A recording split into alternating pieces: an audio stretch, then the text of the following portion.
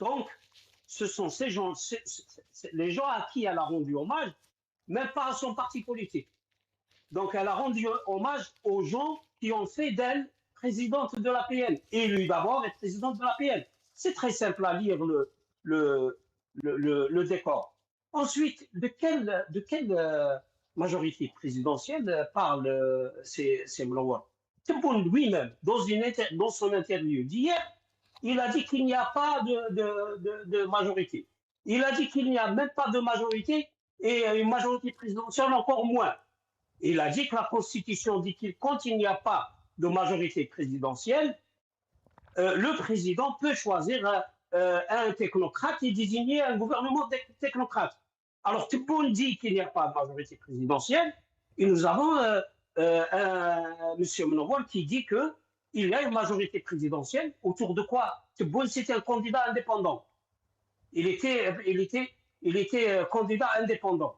Est-ce que un chef d'État, quand il est, entre guillemets, élu sous aucune couleur politique, comme candidat indépendant, est-ce qu'il a une majorité? Il n'a pas de majorité. Et lui, il a déclaré hier, dans son interview, il a dit on n'a pas de majorité et on n'a pas de majorité présidentielle. Maintenant, on veut inventer quelque chose qui s'appelle une majorité présidentielle. De toute façon, tout ça, c'est un faux débat puisque ça ne sert à rien d'avoir une majorité ou une opposition dans le champ politique algérien parce que la chose publique algérienne est gérée par les services de renseignement. Ce n'est pas l'APN, ce n'est pas la présidence. Il y a Tebboune dans la Constitution qui a toutes les prérogatives, mais il y a des gens qui font marcher Tebboune. Et là, ça marche de manœuvre, bien sûr. L'APN et le Sénat, ils sont sous son contrôle. Toute la justice est sous son contrôle. Ce n'est pas un système démocratique, ça. C'est un système dictatorial avec une vitrine démocratique.